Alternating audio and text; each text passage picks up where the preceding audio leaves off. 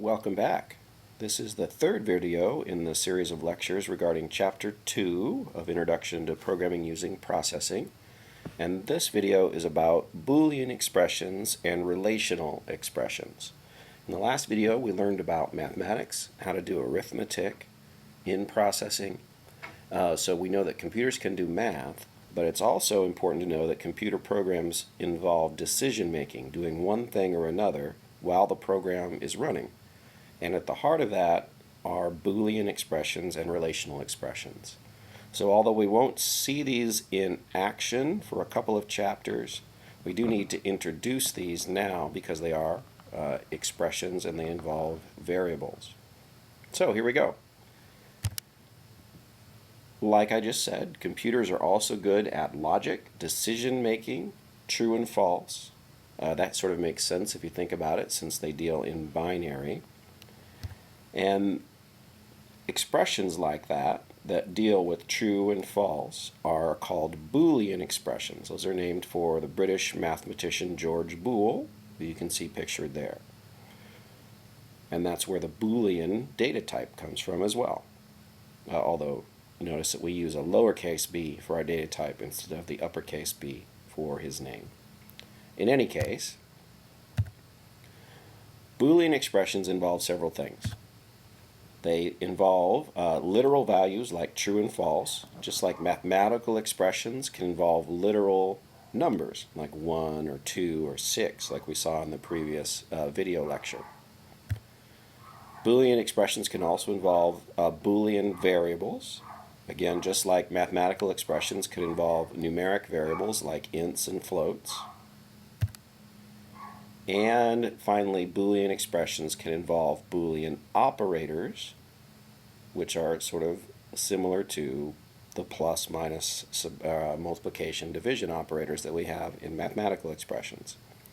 Now, our Boolean operators, we have 3 of them. We have the binary logical AND, which is represented by 2 of the AND signs right together, no spaces in between them. We also have the binary OR, which is 2 vertical pipe characters, or vertical bar characters, again right together, no space in between. Those are the shift of the backslash key on most keyboards.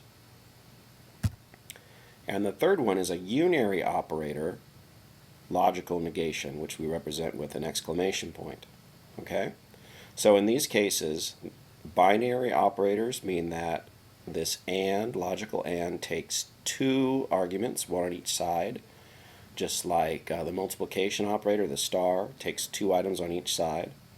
And the unary negation means that this operates on 1 thing, just like the unary minus sign makes 1 value flip its sign. Okay?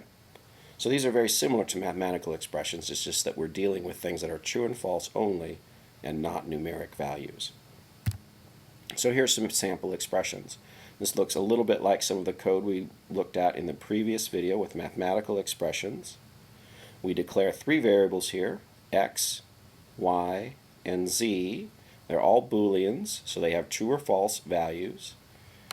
X has a true value, y has a true value, and we're leaving z uninitialized, or at least apparently uninitialized at this point, but it'll be assigned values as we go.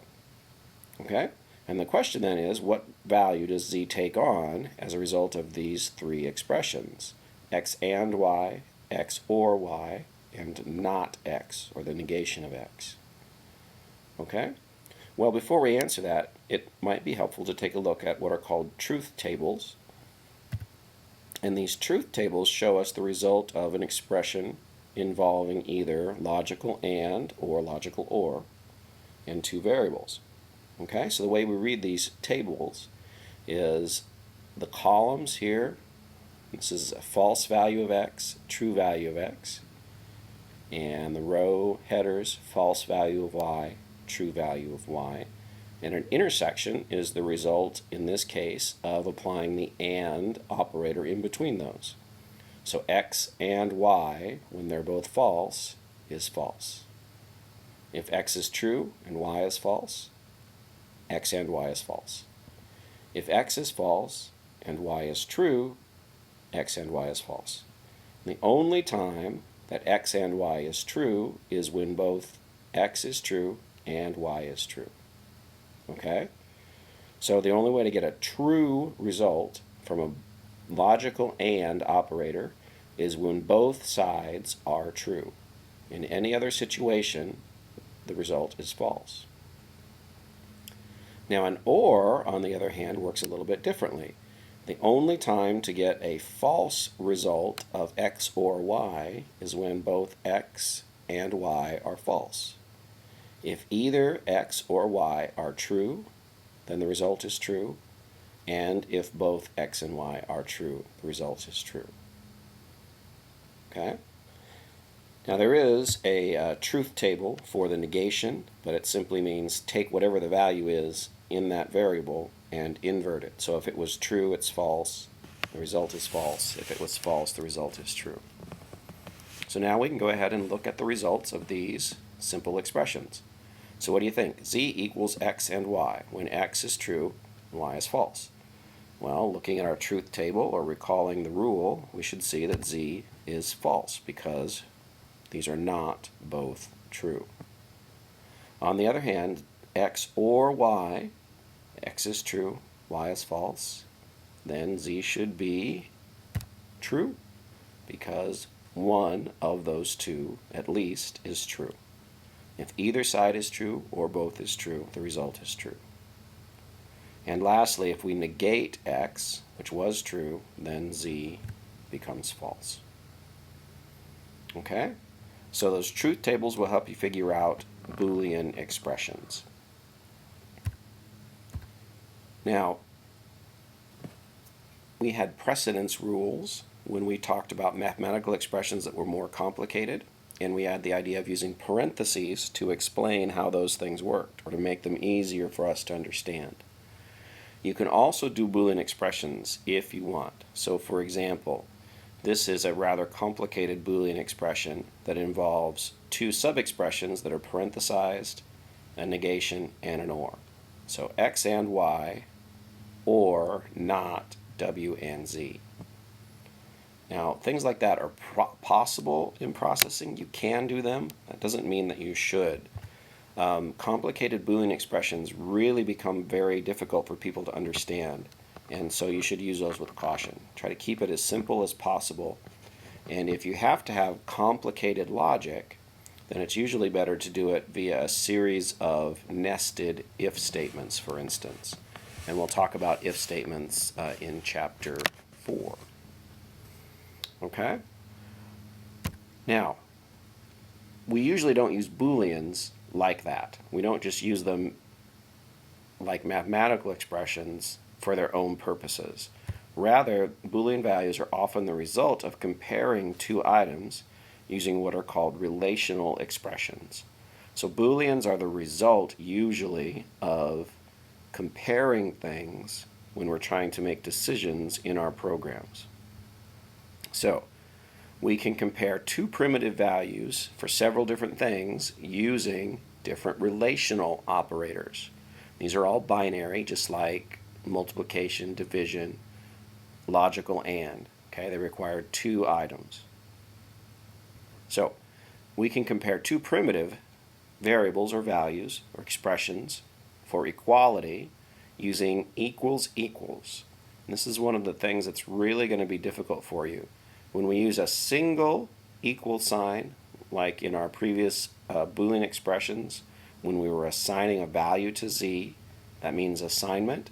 If you have the equal sign twice in a row, right together, no spaces, that's comparing things for equality.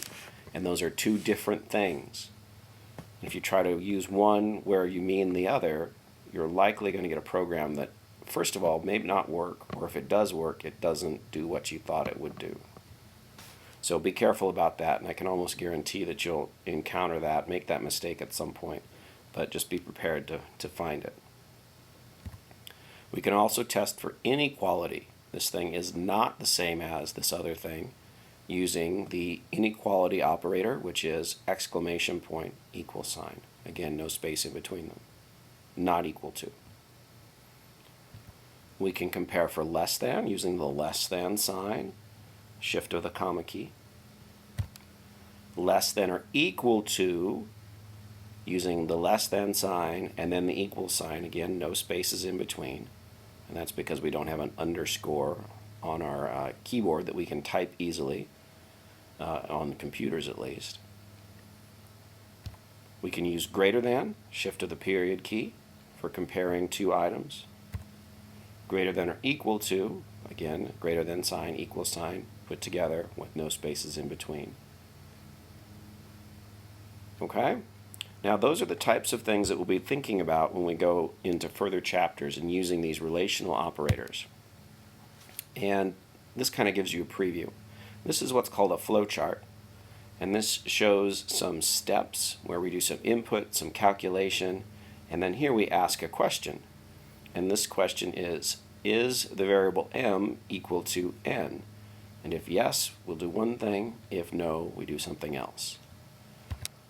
So relational expressions are used in situations like that, and in this case, this decision here is called a control structure because it changes how the program runs at runtime. And we'll do that with selection, where we do ifs and switches in Chapter 4, and then we'll use it for iteration when we do while loops and for loops and do while loops in Chapter 5. Okay?